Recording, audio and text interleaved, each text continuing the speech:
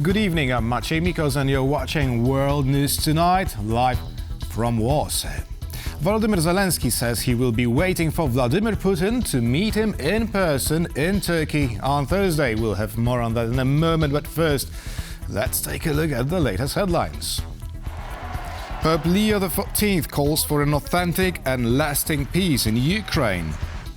Albanians have voted to elect a new parliament. And Austria commemorates the liberation of a Nazi concentration camp. Ukrainian President Volodymyr Zelenskyy says he will be waiting for Vladimir Putin in Turkey on Thursday. In a social media post, he also said the Ukrainians are expecting a full and lasting ceasefire starting tomorrow. Now, this comes in response to Russia's proposal for direct negotiations to be held in Istanbul next week. We are joined now by our Ukraine correspondent, Oscar Terzi. Good evening, Os. So the actions of the European leaders seem to be successful. Can we expect the historic eye-to-eye meeting of Zelenskyy and Putin on Thursday? Well, that push by European leaders, those four leaders of Germany, France, Poland and Britain, coming to Kyiv and issuing Putin with that ultimatum for an immediate 30-day ceasefire to begin on Monday, an unconditional ceasefire. Now, following on from that, Putin issued a rare late-night address where he didn't respond to the call for a ceasefire, instead putting forward the proposal that Zelenskyy and, the Ukrainians and the Russians will begin direct talks in Istanbul on May the 15th. Let's take a listen to part of that address given by the Russian president. We are committed to serious negotiations with Ukraine. The meaning of the talks is to eliminate the root causes of the conflict and to establish a long-term, lasting peace. For a historical perspective, we do not rule out that over the course of these negotiations it will be possible to agree on some new ceasefire, a real ceasefire, that would be observed not only by Russia, but by the Ukrainian side as well. So, to be clear, that is a rejection from the Russians of this idea of having a ceasefire, whereas the Ukrainians and the Europeans very firmly do want that.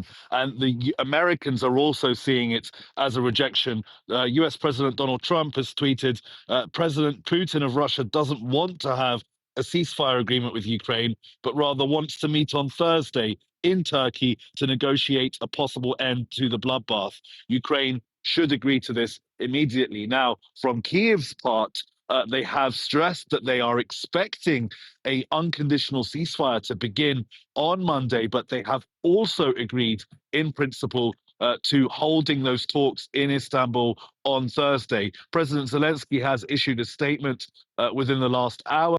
Let's take a listen to that. We await a full and lasting ceasefire starting from tomorrow to provide the necessary basis for diplomacy. There's no point in prolonging the killings, and I'll be waiting for Putin in Turkey on Thursday. Personally, I hope that this time the Russians will not look for excuses.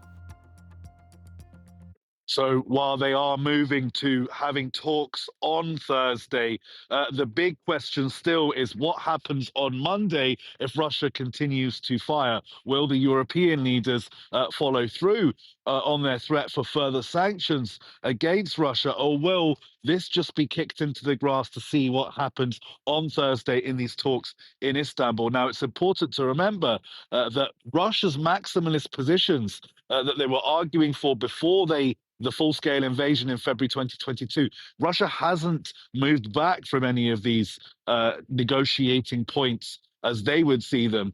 So having negotiations, further discussions between Kyiv and Moscow doesn't really get the two sides anywhere if Russia is still holding on to these maximalist positions, which includes the demilitarization of Ukraine. That's what those agreements were in Istanbul at the start of the war. The question is, will they mirror those same agreements, those same negotiating points? Will the Russians start to concede? And if they don't, will there be further pressure ramped up by Washington and Moscow, by Washington and the European Union? So Sonia Bisjan has a piece now about those Istanbul talks and putting it into context what these talks could mean going forward. Istanbul is ready to host direct peace negotiations between Ukraine and Russia. Turkish President Recep Tayyip Erdogan said, responding to an inquiry from Vladimir Putin. In the Kremlin's view, it would be a continuation of the peace talks held in Turkey in 2022, shortly after Russia's invasion of Ukraine. President Zelenskyy said he will be waiting for Putin in Turkey on Thursday following the Russian president's proposal to talk. Putin's offer comes after the meeting of European leaders with Zelenskyy on Saturday, in which the coalition of the willing insisted on an unconditional 30-day ceasefire from Monday. He effectively denied the proposal for 30 days unconditional ceasefire. Instead, he is maneuvering with suggesting some wild proposals of let's meet again and let's talk. But actually, for us, it's just a cover-up, a smokescreen, and a sort of delay in real commitment to a negotiated solution. Putin accused Ukraine of breaking off negotiations in 2022, but he failed to mention the backdrop against which they occurred. This is how Mikhailo Podolyak, one of the Ukrainian negotiators, described the peace talks at the time. Today, there is some change in the negotiation background in connection with the events in the Kyiv region, in Bucha, and this leaves a certain imprint. Reflecting on the Bucha massacre perpetrated by Russia in March 2022, Podolyak said the issue was not so much with the conduct of negotiations, but the emotional background against which these negotiations were conducted.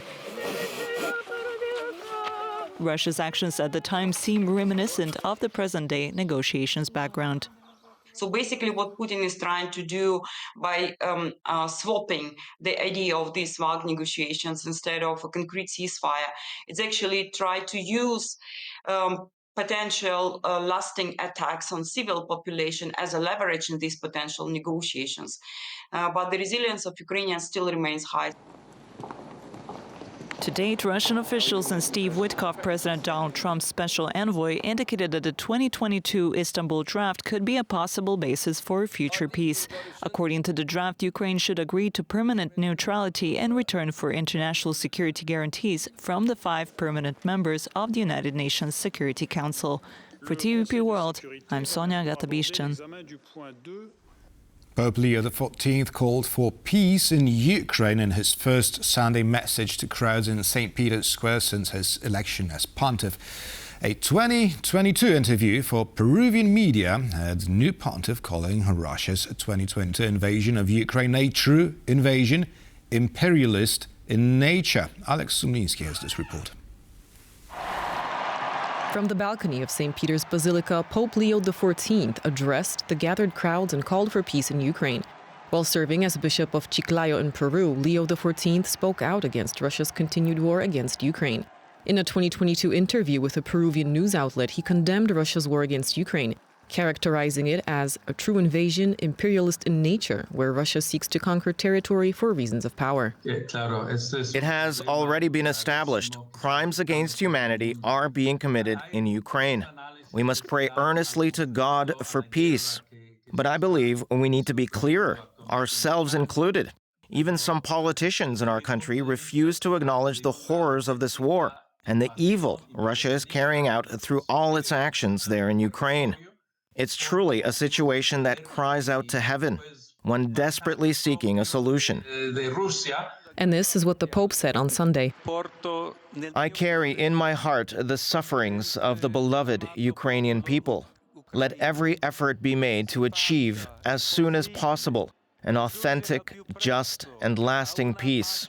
May all prisoners be freed, and may children return to their families. The Pope appeared to reference Kyiv's appeal for Russia to release prisoners of war and the thousands of kidnapped Ukrainian children.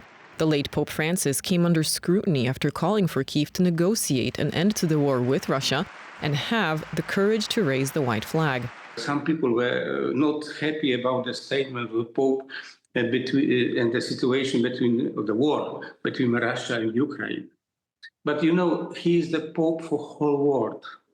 and sometimes we don't know exactly behind.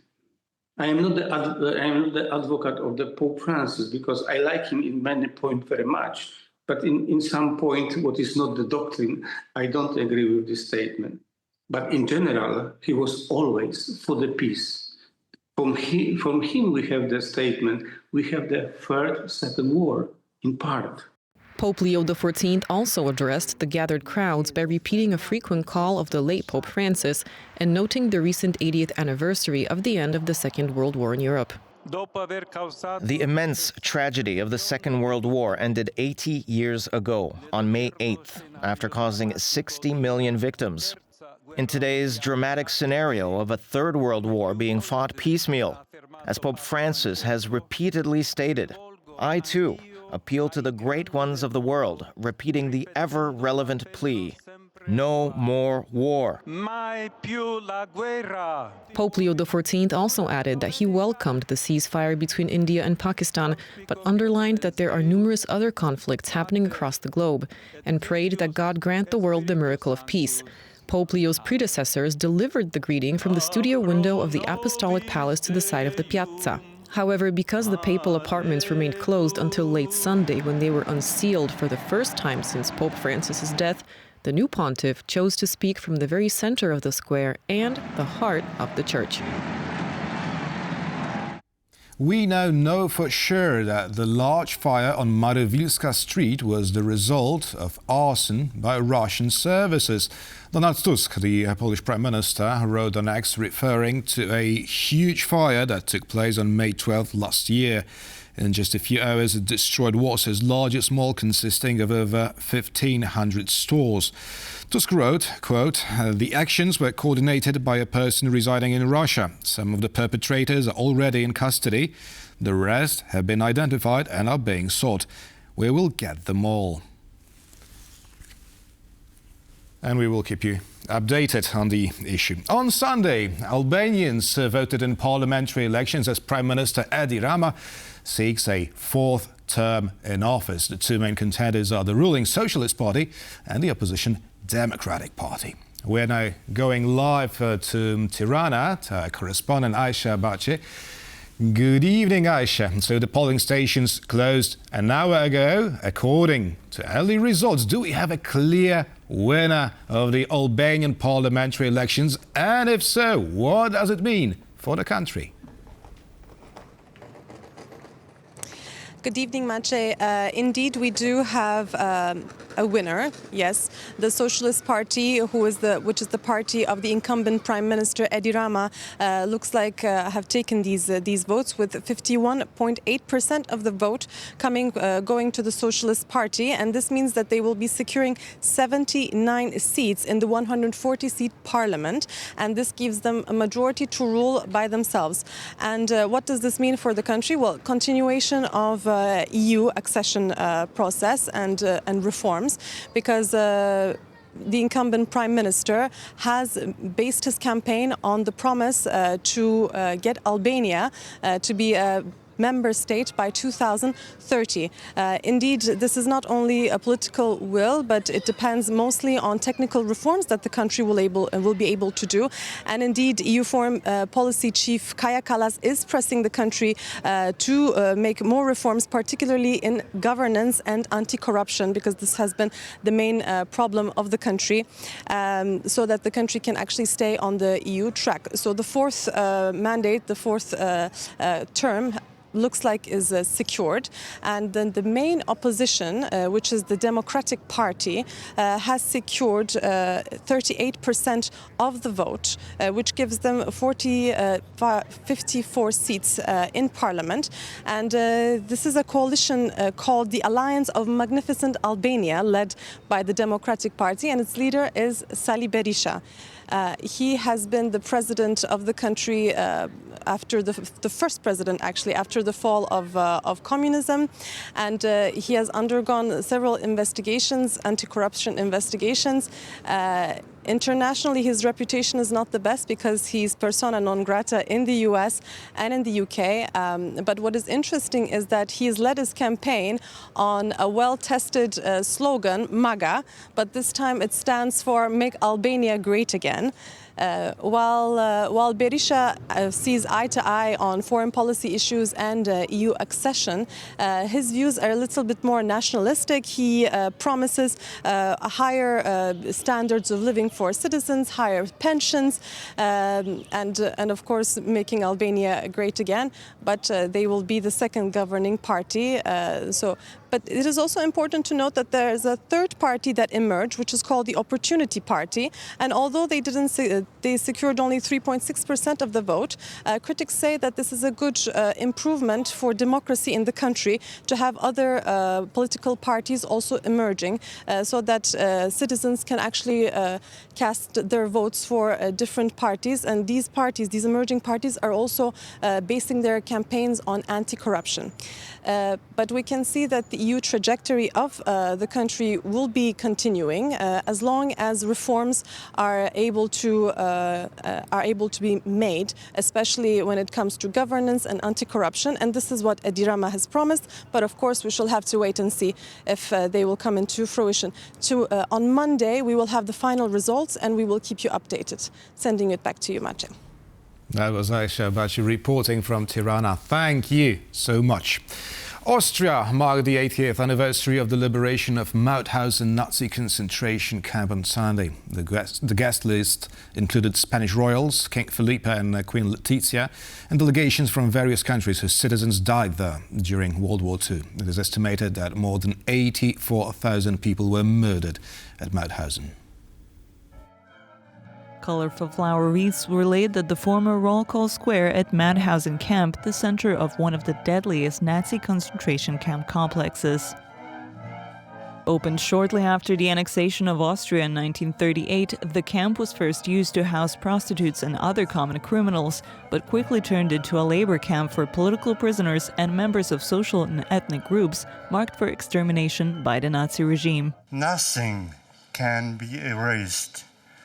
Neither the transports, nor the forced labor, imprisonment, barracks, illness, cold, lack of sleep, hunger, the humiliation, degradation, beatings, screams.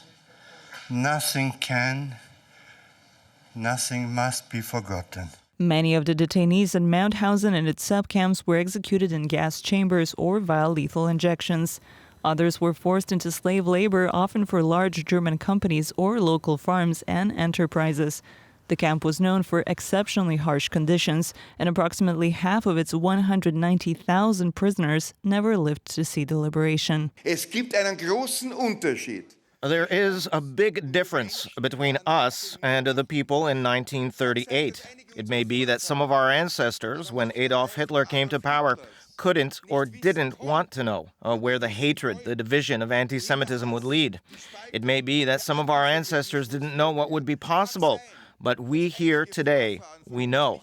And this knowledge makes us responsible to never repeat those events. Ladies and gentlemen, that's us. Hier.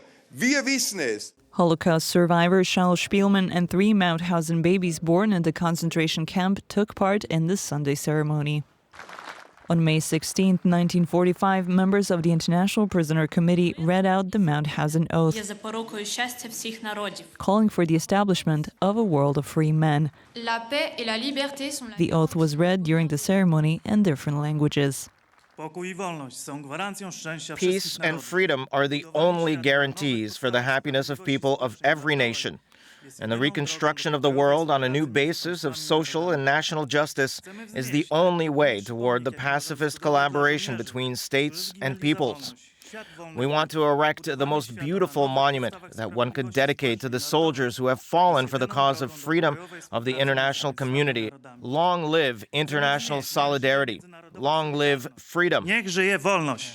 Mauthausen was declared a national memorial site in 1949. Albanians have cast their votes. According to exit polls, the ruling Socialist Party has won the parliamentary elections in the Balkan country. What will happen next, and how will it impact Albania's European aspirations? Well, to discuss it, we're joined by Angelusha Marina, Senior Policy Fellow at the European Council on Foreign Relations. Good evening. Good evening, and thanks for inviting me. Thank you for accepting our invitation. So, we already know those are, sure, very early results, but they tell us that not much is going to change in Albania. As a matter of fact, the Socialist Party has secured some 52% of votes. How would you comment on these early results? Were there any surprises to you? I think pre-elections polling were saying exactly this, that Socialist Party will probably lead and Rama will continue, Edi Rama, the current prime minister, will continue being the prime minister after almost 12 years of being in power. He will continue being in power and the Democratic Party will come second. And now there are also some new parties, some other new parties, and one of them has scored much better than the others, but still not enough to be able to either be in the government or lead the government. So I think it was predictable, which is I think a little bit unfortunate because Albania needs to have some kind of a real political pluralism. Since the fall of the communism, there has either been Democratic Party run by Berisha or the Socialist Party now run by Edi Rama. So it's either or, and yeah, I mean, I think the country would really benefit from some kind of more colorful political landscape. Right, and how would you comment on the turnout this year? How many Albanians took part in the vote? So that was positive. Apparently, according to current data, more people voted this time than they did a couple of years ago during local elections. A novelty this time is also that for the first time, Albania has managed to organize voting in the diaspora. And, as a caveat, there are a lot of people living outside of Albania, mainly in Europe, but also USA. So I think this is a very welcomed development with regards to the voting. And I think the reason why people maybe came out to vote more than they did a couple of years ago, it's because of this huge promise. The expectations are risen quite high with regards to European integration. The fact that it might happen during this decade. So I think it has something to do with that, but also with the fact that, these other parties, the Democratic Party has been more mobilized in recent months, and also the new parties coming up. So all this, I think, bodes down to a 42% minimum of people coming out to vote. Right, now you mentioned the Albanian diaspora. Who has the diaspora voted for? It's not very clear right now, but I would be surprised that it's black and white. I think it's probably a mix of both main parties, but also these other small parties that have come up. I think it's early to tell, but probably by late tomorrow there will be some data, because I think diaspora voted a little bit before than the rest of the country. So their votes are already in, and hopefully they will be part of this counting that will happen tomorrow. How transparent were these elections, and was there any suspicion of some foreign interference? So I think in general there are some problems with the electoral system in Albania, but I think they were not, extraordinary badly done this time in comparison to other times. There were incidents reported in few places, and Electoral Commission has been dealing with that during the day. But I think more than that, there is hardly anything else to report. With regards, especially here with regards to international interference. There has been no reporting that there has been, for example, Russia meddling, something that we have seen in Romania just recently. And maybe this has to do with the fact that there is a ban already on TikTok in Albania. And the ban is going to stay there for quite some time, if I understand correctly. So this probably helped lack of interference coming from different angles. But yeah, I think international interference, it's not there to be reported of. Maybe other data will come out as this process develops. But irregularities were nothing new. They were more or less the same. as in previous election phases in Albania. And this time, if what I could see is that they have been dealt with directly, and there has been quite a lot of kind of police mobilization to make sure that the process is done properly.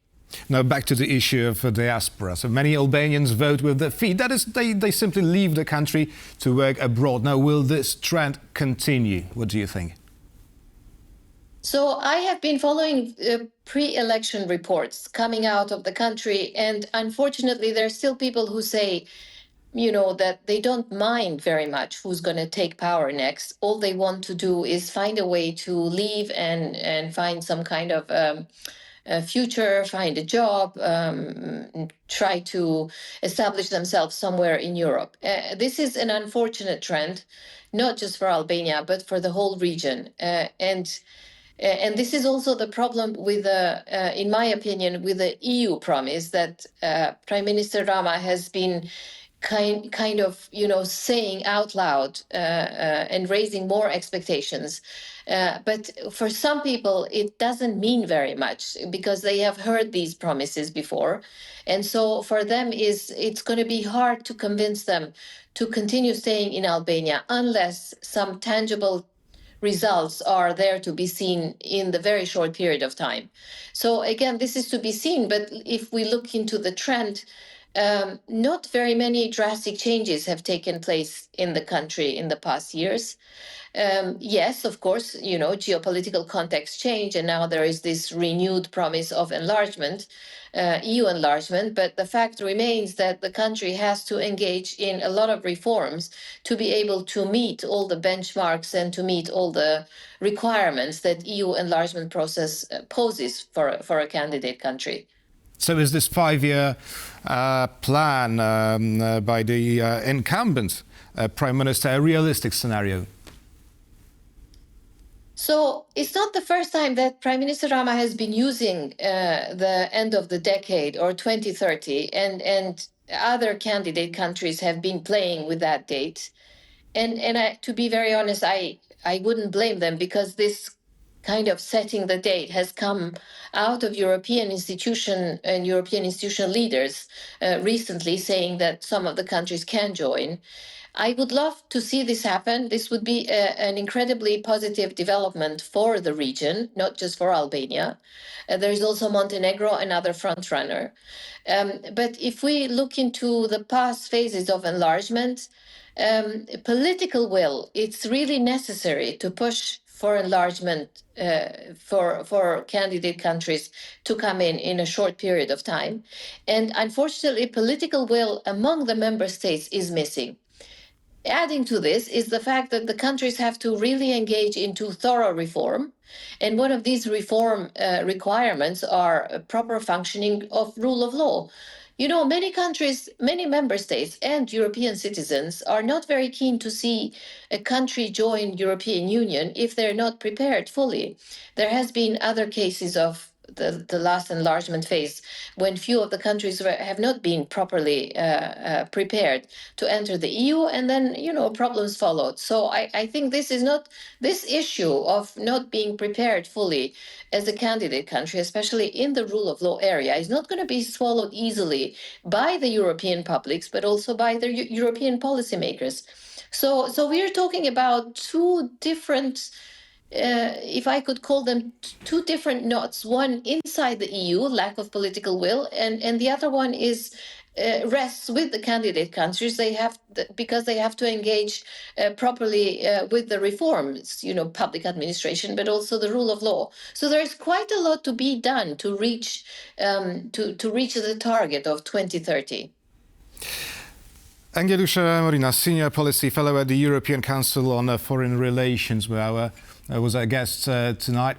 Thank you very much. Thank you again. And thank you for watching, and stay with us for much more news and features here on TVP World.